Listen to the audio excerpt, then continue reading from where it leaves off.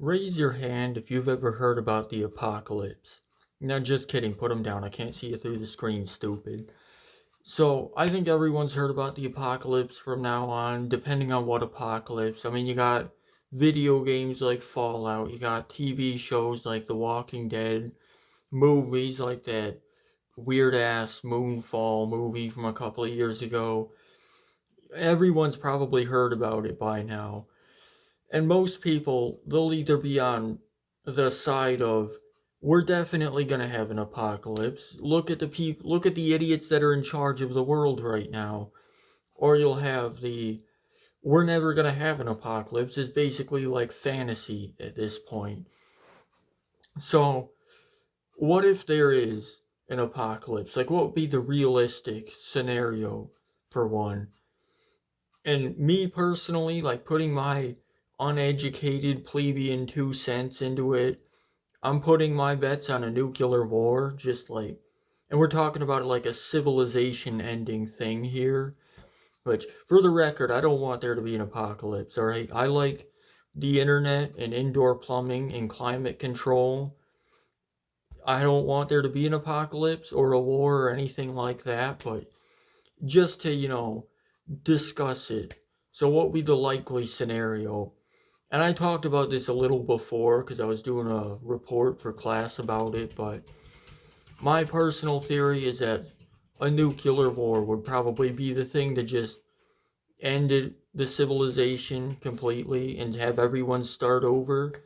Um, and I think there could be a couple of different ways that happen. Like, I don't think it'll just happen randomly one day. Like, you'll just be chilling, sitting in your couch, watching TV, and then suddenly there goes New York City, there goes Moscow, there goes Beijing. Like, it could happen. There was that thing where that Russian scientist had the glitch in the computer system, and they were almost going to launch nukes at the US, but they didn't because one guy decided to trust his instincts instead of the computer.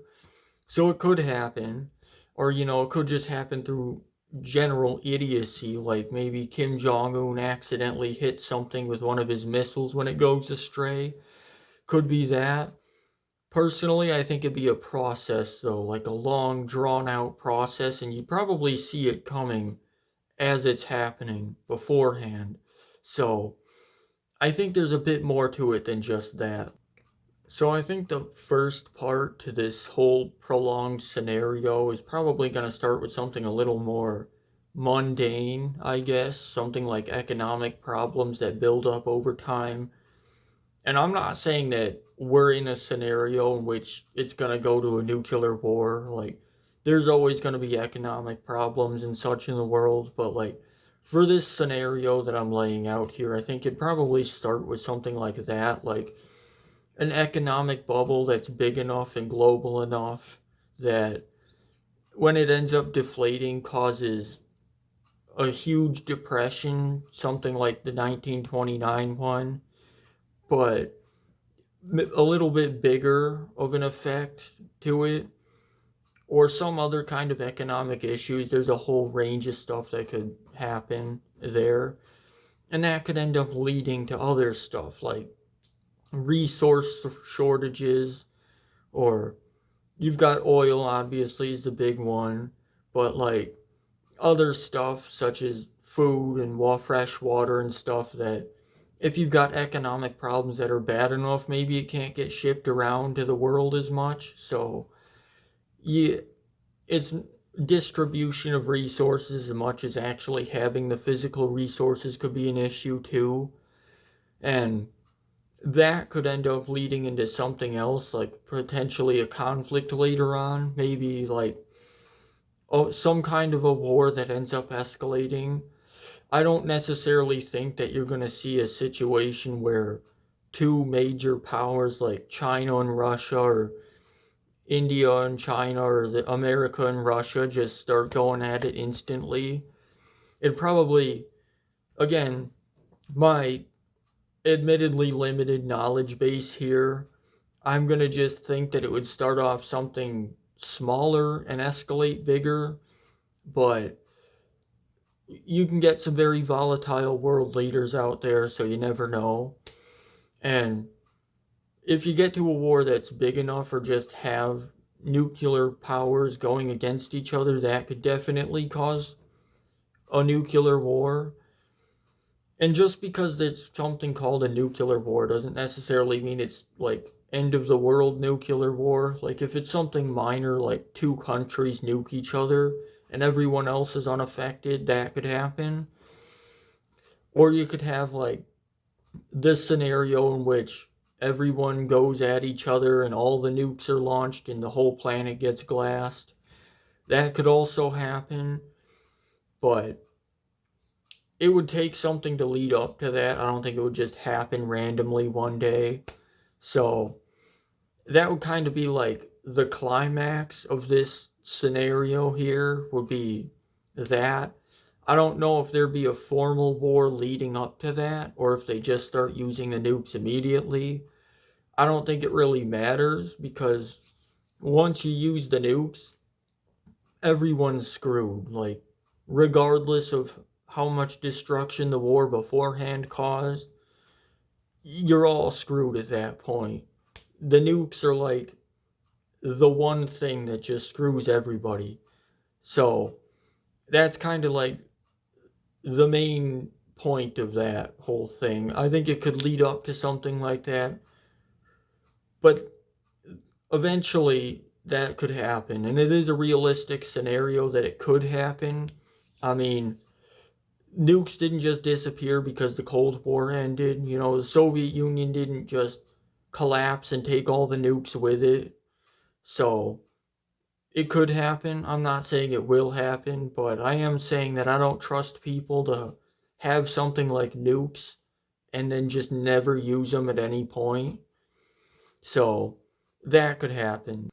So what happens after that? The nukes are dropped and all the chaos happens and somehow you manage to survive that. I don't know, you're in your mother's basement maybe. I don't know. Well, unfortunately, Chief, it doesn't get any better after that point. In fact, it probably gets a lot worse after that point for a number of reasons. So, the first thing is you have to find a way to survive after that. And most people don't have the basic survival skills. And I'm talking like really basic stuff. Like, there are people out there who can't cook for themselves. There are people out there who can't tie their own shoes. There are people who can't do a lot of stuff. I'm guilty of some of that. Like, I think sewing, repairing your own clothes is a helpful skill to have, and I'm crap at sewing. So, I think there's a lot of problems there. Finding fresh food and water, because if we're following this scenario step by step here, at that point, food, like canned food and water, isn't just going to be sitting around everywhere. It's probably going to have the military could have taken a lot of it. People could have panic bought, kind of like when the pandemic started. So it'll be a lot harder to find that. But I think the big problem, besides the radiation, which is also a problem, but radiation has a habit of affecting you long term. So you might not feel the effects of all that radiation until a few years down the line. But the big problem immediately is going to be the sickness afterwards. So diseases, which is a major problem because if you no longer have access to hospitals and medical facilities and such, that's an issue. And you could have stuff like the flu, obviously, you're not going to die from that probably, but other diseases that'll go rampant because, people are suddenly drinking water that's not been purified or they're eating food that hasn't been properly cleaned yet and stuff like that. So you get diseases like salmonella poisoning or listeria that's freaking everywhere nowadays. Um, I know some diseases like smallpox isn't really an issue because they said they eradicated that, but they didn't really. They eradicated it in nature, but it still exists, like in the CDC. So it could possibly get out. I don't know if there's a procedure to like destroy everything in an emergency there. I don't know that, but and then they keep having cases of it pop up every now and then. So, but among the diseases, probably the one that people don't think about the most is infections, because that's a major killer throughout history. Because when you don't have access to stuff like sanitation, for example, like if you don't have your alcohol swabs or your first aid stuff available and you get an infection in a cut, once that infection starts getting like really into it and it starts getting into your blood, it's a major problem. And it can be a major problem nowadays. It'd be probably a death sentence if you don't have access to hospitals or medical facilities or anything like that. A lot of people have died from infections throughout history, and I don't think people realize that fully, but that could also be a major problem. And just diseases in general after the fact would probably do maybe even as much damage as the actual nukes did.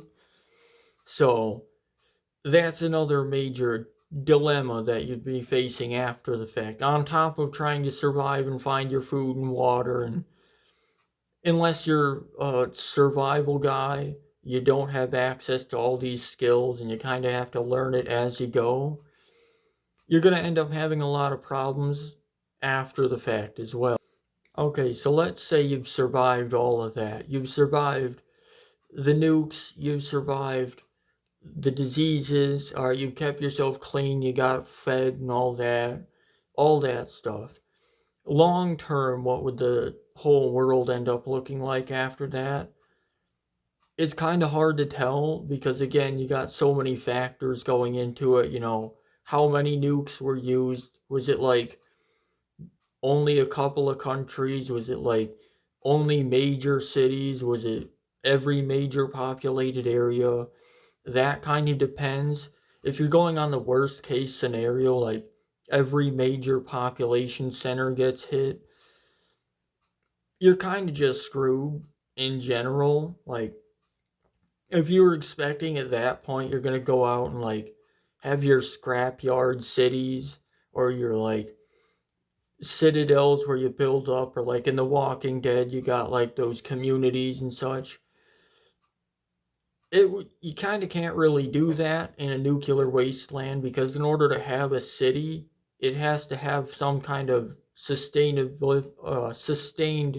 food and water, which is a problem if you can't farm the soil and get crops out of that, which you might be able to do in some scenarios, again, because you don't know if it's going to be like the whole world flattened. So there's a lot of factors in that, but it's probably not going to be like Fallout or anything like that. You're not going to end up getting mutants coming up from the radiation who get mutated by all the rads and such. I think the radiation is probably only gonna, it's not gonna turn you into a super mutant or anything. It's probably just gonna end up giving you cancer 5 or 10 years down the line. So, which is not fun. I don't think anybody thinks it's fun, obviously, but probably less fun when you don't have hospitals and such to treat it.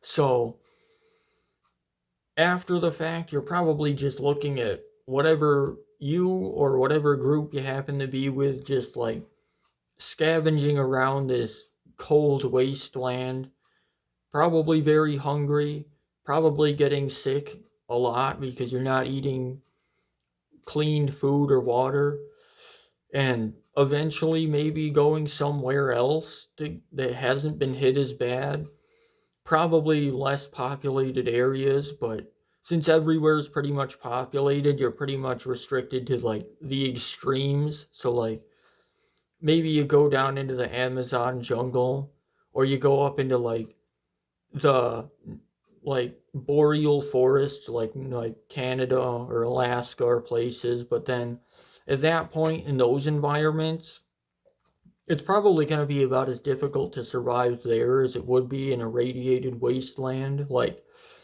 even survival experts are going to have a hard time if they just go up into like the Yukon and try to carve out a community or survive on their own with just whatever they bring with them. So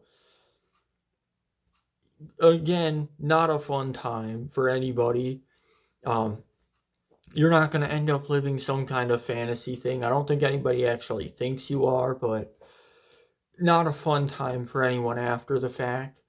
Probably the people who have the best chance of even surviving in a whole world scenario kind of thing would be the people who already live in those extremes. So, like your tribes in the Amazon, or like in the Congo, or like the people up in the north, the extreme north tribes, like that, indigenous groups who are already pretty far away from urban areas and already living off the land. That doesn't mean they'll be unaffected, but they're probably going to be a lot better at adapting than, your average Joe who goes to Starbucks and McDonald's every day and hasn't cooked a meal since he was like 3 in class. So it's kind of hard to tell again because of all the factors going into that, but I guess the short is that you're not going to have a fun time basically. So long term, like really long term, we're talking like hundreds to thousands of years down the line. What's the world going to look like after? And let's just say it's the bad apocalypse, like everywhere gets hit. What does the world look like in the distant future? And you can't really tell because at that point, there's kind of a point when you're making a scenario where you can only go so far into the future before it kind of just becomes whatever you want because there's so many different factors that would go into that you probably can't even tell. And some randomness, like environmental randomness too, like you don't know how the wildlife would be affected. Like maybe if it's bad enough, maybe you could see large animals like cows and horses and camels and stuff be wiped out, and so there's no more pack animals. You could see stuff like forests just completely reclaim all of the North America and Europe and all that. Or you could see it just become prairie land for a while and slowly turn into forest. There's not really a good way to tell.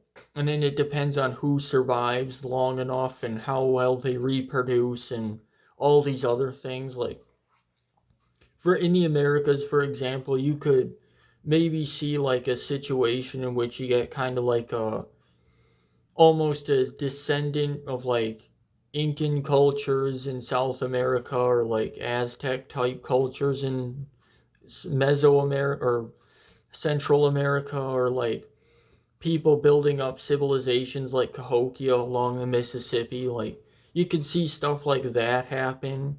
Probably not like those cultures, but in the same areas. Or you could see people just living nomadically. Or you could see they find out a way to reindustrialize after the fact and kind of get back into it eventually. I wouldn't be able to tell you that, and I don't think anybody really can tell you that unless they got a time machine, which I tragically don't.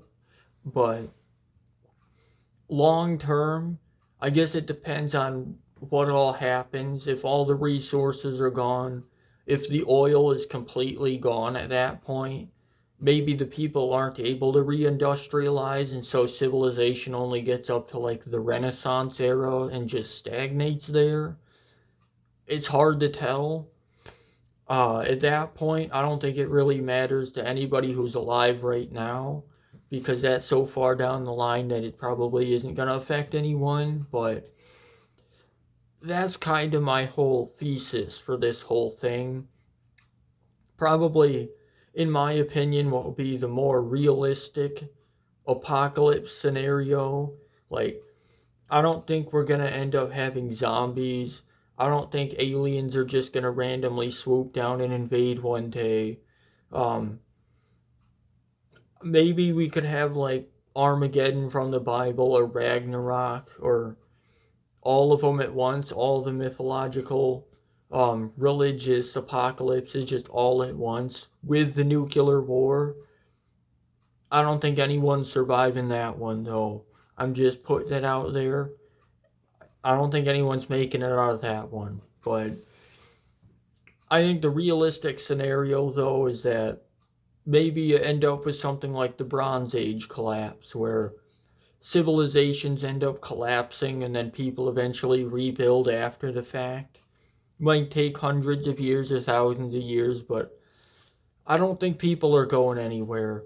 I think people are probably like up there with like crabs and cockroaches and cyanobacteria. They're just going to be there. They might evolve into something else, but they're just going to be there permanently. I don't think there's any getting rid of them. No matter how hard the people try, the people are just going to be there. So I guess you can take some solace in that at least no matter what happens, there's always going to be people, for better or worse.